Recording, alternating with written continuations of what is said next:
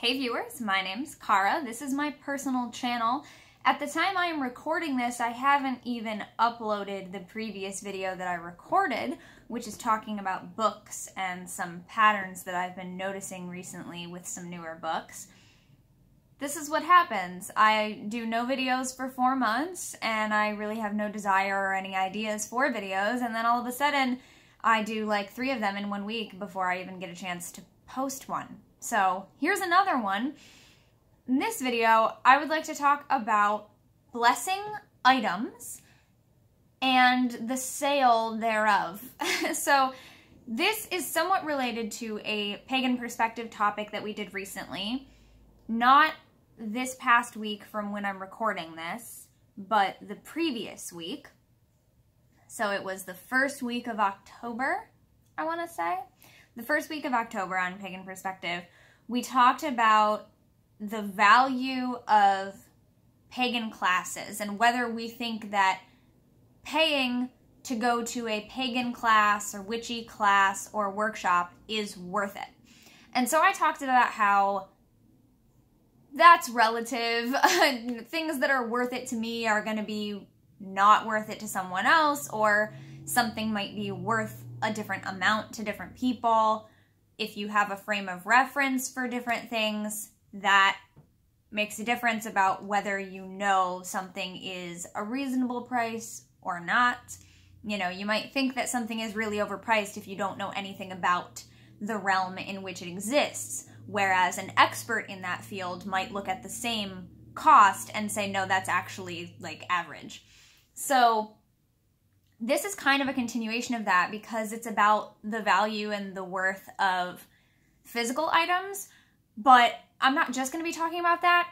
It's specifically because someone left a comment on a recent post where I shared some new things that I have posted up on my Etsy shop for this month, which, by the way, go check out my Etsy shop. There's some stuff there. And I am also working on more things that are not yet listed there that I wanted to have done by now, but of course are taking a little bit of time. I want to have things a little better put together before I list them. But anyway, this is what I often do. It takes one person saying something to get me thinking about it for days until I think the heck out of it and talk to 20 people about it and ask for the general public's opinion about it. And then I keep thinking about it, and then I come to different conclusions. So within the course of just like 2 days, I've gone through a roller coaster of thoughts and emotions about this topic. So I want to cover that journey with you here in this video. So I posted some things. New stuff on my Etsy. Here's a bunch of stuff. Go check it out.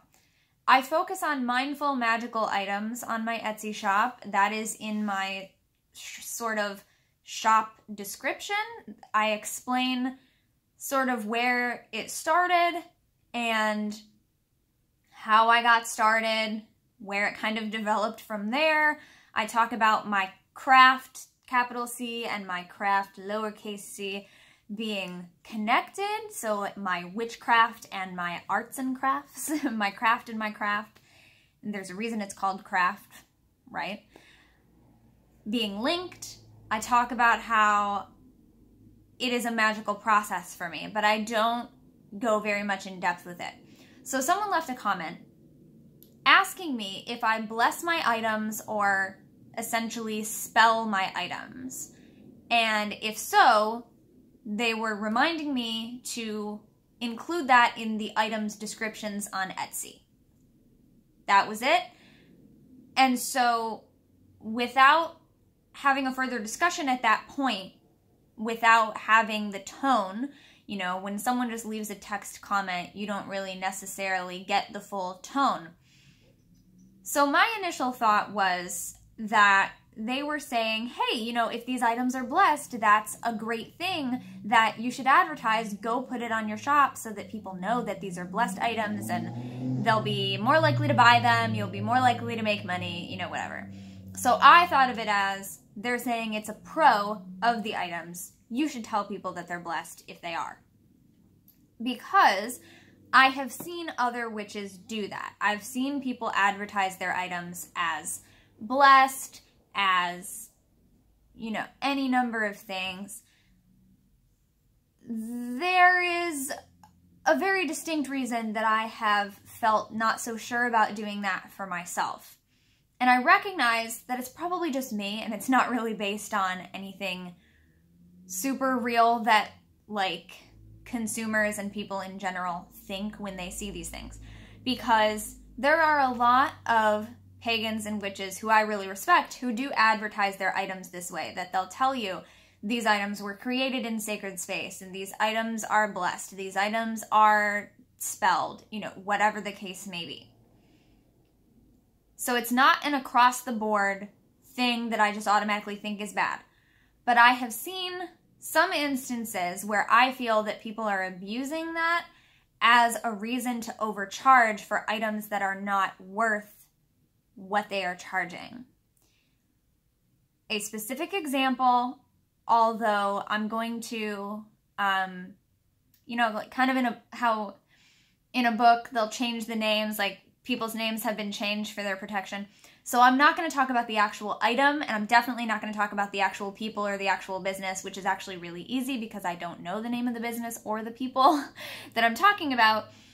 This was just like at an event that I went to where there were vendors.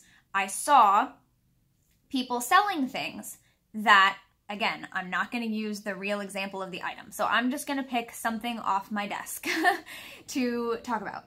So let's say, for example, and I'm going to pick something that's like not immediately witchcraft related. So like this, let's say they have a pencil sharpener. Now in reality, I bought a 4-pack of plastic pencil sharpeners at the dollar store. So this cost 25 cents.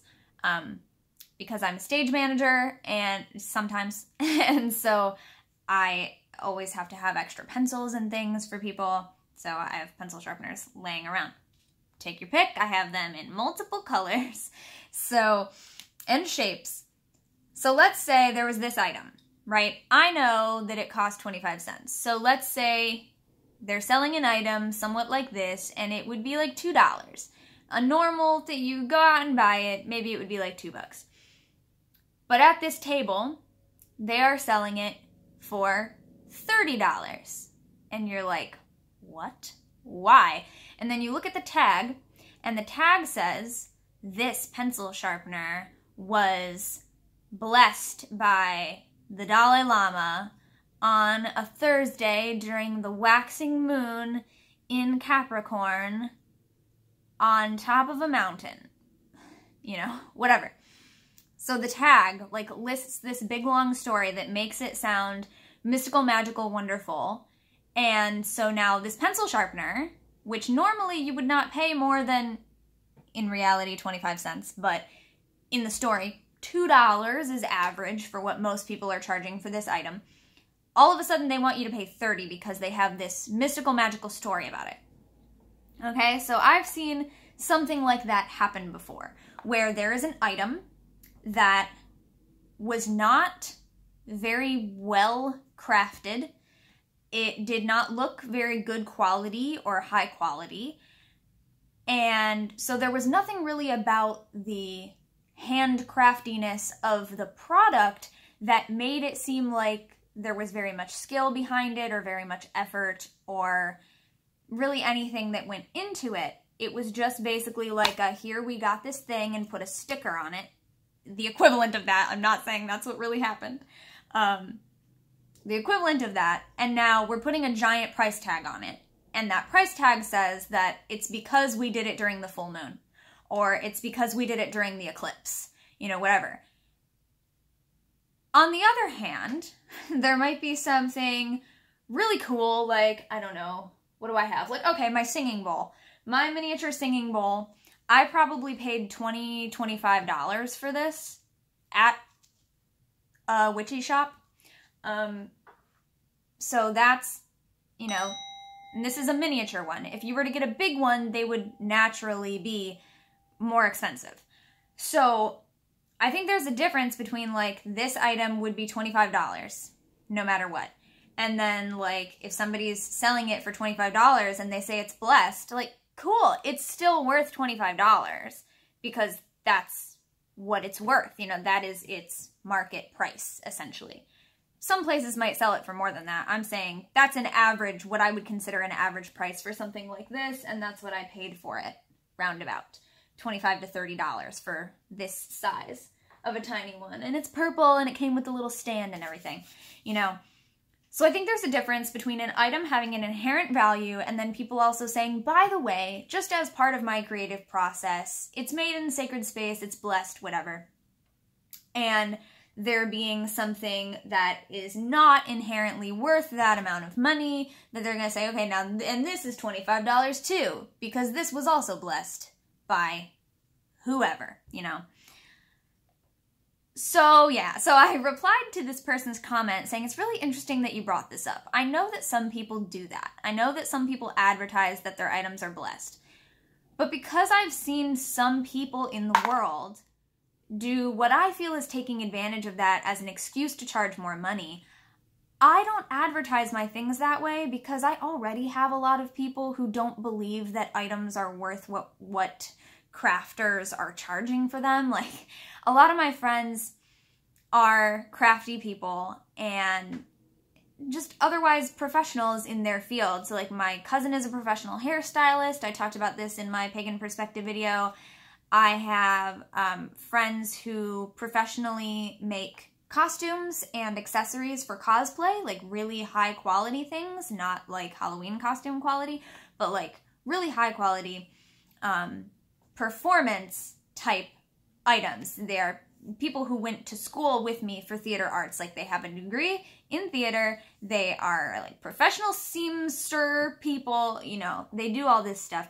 And we're constantly hearing from people that they don't think that handmade work is worth what people are charging for it, because they don't have a frame of reference for how much time goes into these things, the materials, what they really cost, the skill that is needed, whatever. So I hesitate to put anything else on there that might make people think that I'm inflating the price just because it's blessed. So for me, I've never wanted to advertise it, but I know other people do who I love and respect, and I think, you know, I know that it's not the reason that they're charging what they're charging, but it's this fear that I have about how other people are going to perceive me if I say it. So I talked about it on my Instagram story, and I was asking people, like, what are your thoughts? Is this something that you really think, or is this, like, just me worrying about it?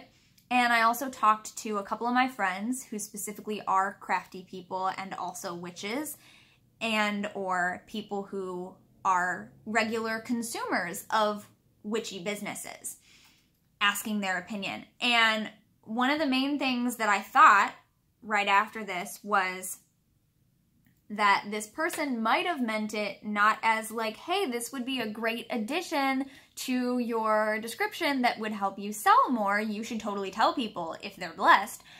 They might have meant it as like, hey, just so you know, if you are blessing these things and putting magic on them, let people know that, just kind of like as a courtesy, because some people might not want that. You know, people, regardless of whether they are witchy or not themselves, whether they are practitioners or not, people want to be informed. And so especially if you do work with magic, if you do work with energy, you might want an item that is blessed by someone whose energy you like. You might not want the item to be blessed. You might not want to have anyone's energy in it.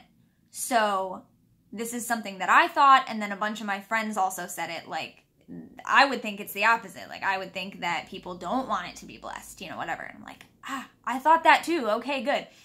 So it could go both ways. So then I started thinking, well, that makes sense. Just kind of like content warning type thing, like let people know. And so that makes sense to me. Definitely. I think that, for example, if I were going to sell, all right, we're just going to use this pencil sharpener. Star of the show here today. So if I were going to sell this pencil sharpener and I had cast a spell on it, I should tell you that before you purchase it. Or like, okay, so the Buckland Museum of Witchcraft and Magic is in Cleveland. I've gone there a few times. I like hanging out there. One of the more controversial items in that museum is the demon in a box, the box that supposedly contains a demon that Ray Buckland and someone else trapped in the box. So, like, for example, if this were a demon in a box and I sold it to you and I just told you it's a box, that would be ethically wrong of me. That would be incredibly irresponsible. And you would want to know if I were giving you something that had a demon in it, right? So, that's just an example. Shout out Uncle Ray. But if I put a spell on this item and then I tried to sell it to you just as an item without telling you, that would be irresponsible of me, and that would be not good, in my opinion. That would be wrong. So I should tell you. I should warn you, like, hey, just so you know, that has a spell on it. If you want one that doesn't, I have this green one. So with a spell, without a spell. But that doesn't mean that this one should cost more just because of the magic, you know? So these are all the thoughts that I'm having, right? So then some of my friends were saying, like, I think it's okay to say that it's blessed. I don't think most people will think that you're trying to charge more because it's blessed. I think that's okay. But then I was also thinking, like, how much do people want to know? And on my Instagram story, I said, how deep does this rabbit hole go, fam? Because, like, I know some people will tell you, and sometimes I do this too, depending on the item and depending on what it's for, I might tell you if I did create it during a full moon. I don't charge more for it, but I think that that's part of its energy and part of its story, and so you might just want to know that.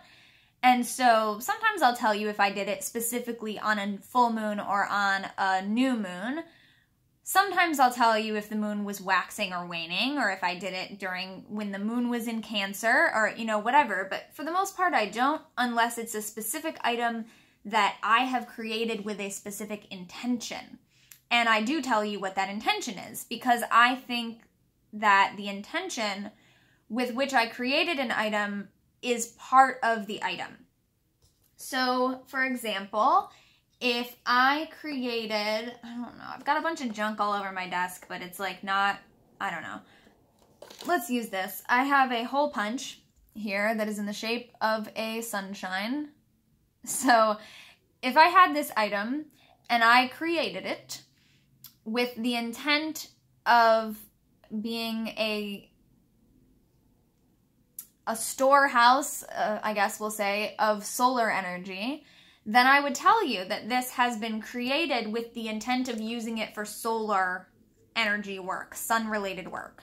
And so I think you would want to know that, because if you're looking for something to work with the moon, you might not want this because it's based on the sun, you know? So in that case, you might want to get the other thing in my shop that is related to the moon, or, you know, whatever. I told you I have a bunch of stuff all over my desk. So if there's a specific intention behind something, I will tell you that in my shop. So, see, this has brought up so many thoughts. I'm like, what do I say when I list things? What should I say? What do I not say? You know, like, do you want to know the moon phase at the time? Do you want to know what day of the week it was? There are some things that people would really care about that, because there are, for example, I've been studying a lot about herbs and plants lately and doing some work with local plants in my area, naturalized plants that live where I live. And so there are correspondences that if you're really into working with herbs, you might want to harvest the different herbs that you're going to use on certain days of the week, because the days of the week have certain associations. So then the question becomes, if I were to sell herbs, which I don't currently, I like give them to people as parts of things, but I don't just sell herbs in and of themselves usually.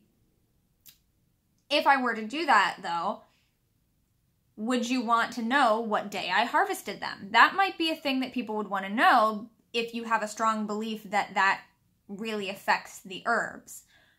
Or would it be a case where it doesn't really matter what I did with them, you are going to purchase them, and when you have them, you're going to use it on the day of the week that you feel is the most appropriate, or you're going to bless it yourself on the day of the week that you feel is the most appropriate, or whatever.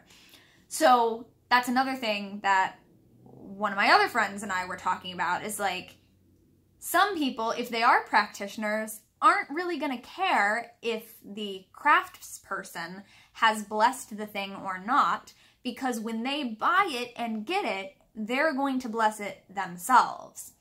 So then I thought maybe this applies more for people who are not practitioners, or people who are newer practitioners and don't yet know how to do those things for themselves. They might be more apt to want to buy something that was pre-blessed by a witch who is also a craftsperson, you know. So there's all these different elements to it. And the other thing that I thought is that it kind of depends on what you think a blessing is, or like what you mean when you say a blessing. Because we've had people ask about this on Pagan Perspective before. Do we think that when we say or write blessed be, or blessings, which is how I sign off a lot of the things that I write, or bright blessings, or anything like that, do we feel that the act of saying or writing that is conferring blessings? And the answer for me is yes. Like, that's why I say that. That's why I write it. That's why it's a thing that we say to each other, is that we are bestowing a wish for that person or thing, place, animal, whatever, to receive blessings. So when I say blessed be to someone, or at the end of my videos, I mean that that is a wish from me to you, that you receive blessings. Whether you believe that blessing is coming from me, or you believe that I am wishing blessings of the goddess upon you, or blessings of the universe upon you, or not, you know, wherever you believe that the blessing comes from, that is me wishing you blessings. And so in that regard, I would say that as far as an answer to are my items blessed or not, or spelled or not, are they magic or not, ooh, those are all different questions, right?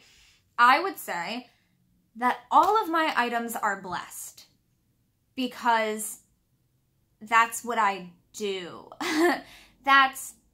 I mean, everything that we do is blessed in a way, because this is a whole life's path. Everything that I do, everything that I touch, I am conferring blessings upon it. And that's part of what I'm doing when I'm putting positive energy into things.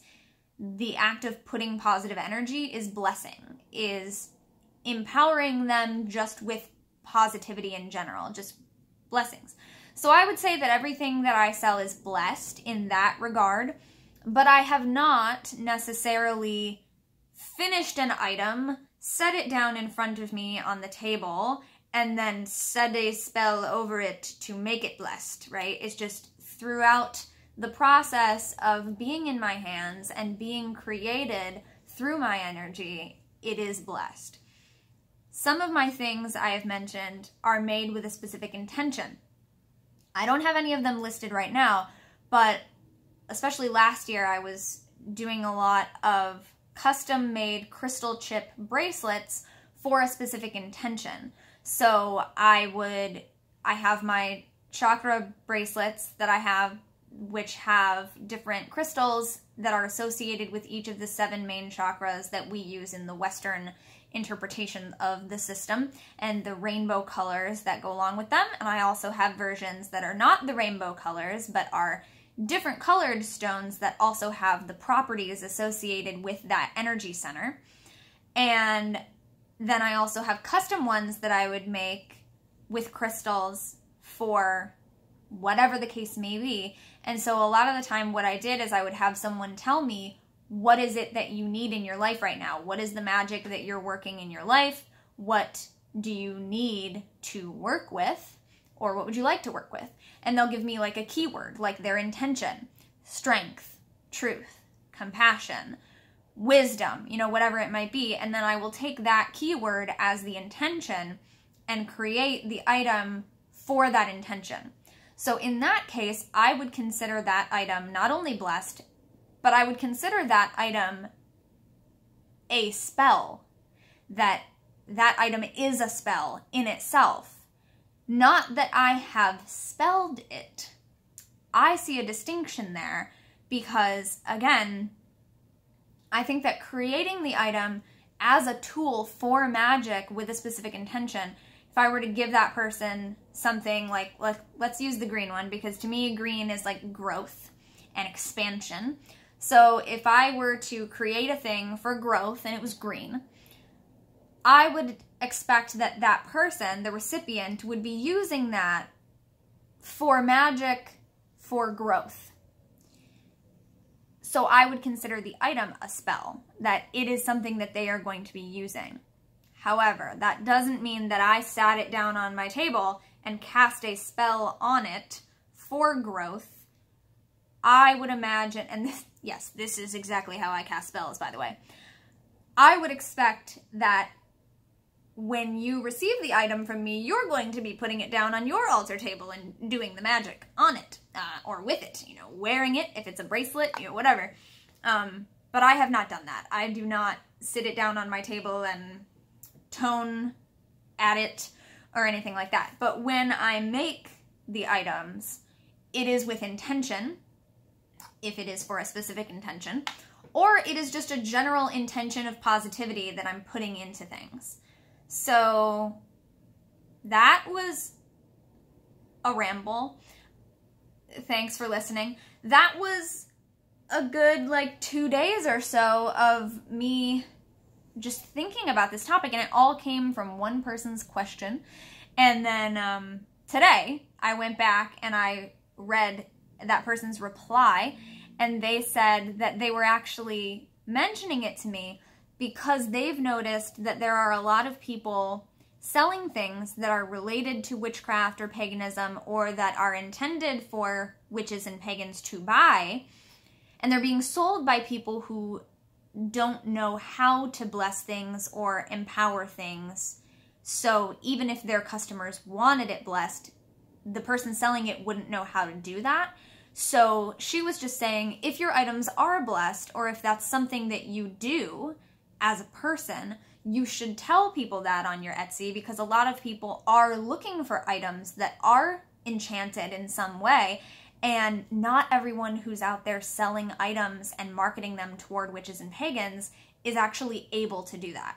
Now, I don't know, because I didn't ask them for more specifics, I don't know if that means that these people are just general supply companies that aren't practitioners and don't know anything about the religion or the work or the magic themselves, and they're just selling supplies that are aimed at us witchy folk, or if it might be people who are part of the path in some way but just don't know how to do these things yet.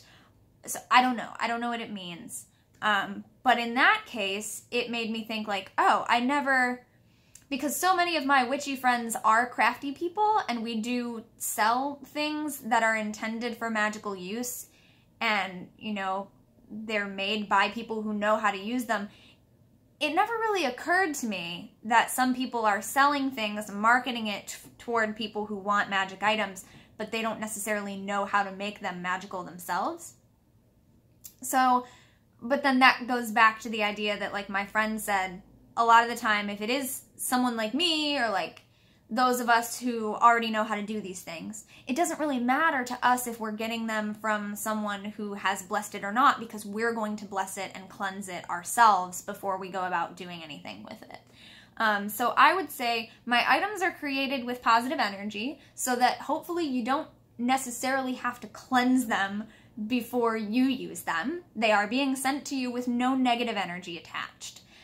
And a lot of the time, I think that so I had a friend who got a stone wrapped by me once, and they actually commented about the fact that they were surprised that they could not detect my energy in the stone, and they actually asked if I shield myself when I'm creating. And at the time, because this was just for a friend, I was like, no, I mean, I didn't, because I was making something for you and I know you, so I wasn't consciously shielding, but the stone belonged to them. All I was doing was wrapping wire on it. So I said, if anything, my energy's in the wire, because the wire has been with me in my home. It's the main thing that I am touching and bending to my will and to my creativity. The stone is yours and has your energy, right? So I think that a lot of the time there is not anything attached to the items that I would be sending out that would be anything that you would have to get rid of before you do anything.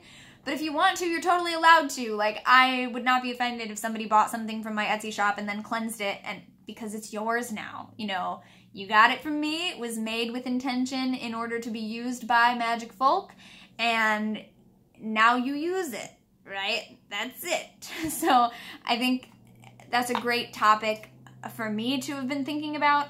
I would be happy to hear from you all as consumers, or if you are crafters yourselves, what are your thoughts about this? Because I will now take a look at what I have in my Etsy shop and how I word things, and definitely when I make things that are made to a specific intention, I will continue to say that.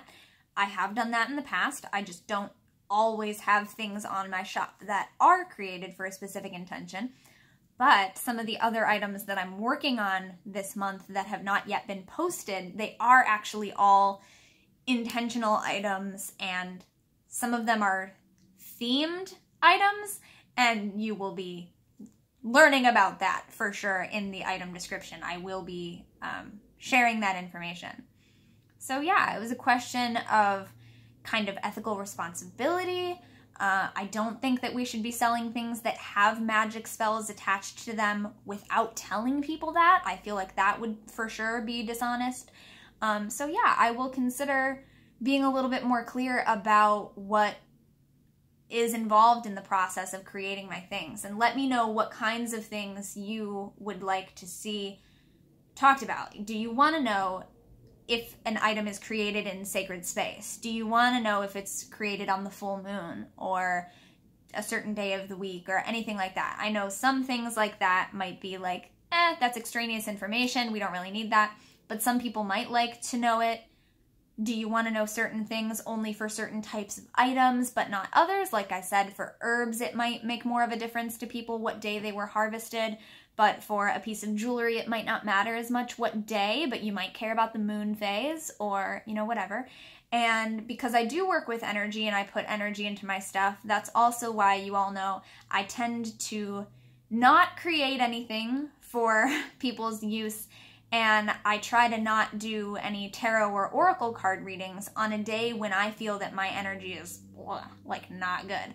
So that's a thing that I talk about. If my energy's not great, I'm not trying to create things for you, because I don't want, if I'm sick, if I'm having a really low energy day, or I'm having a really depressive day, or whatever.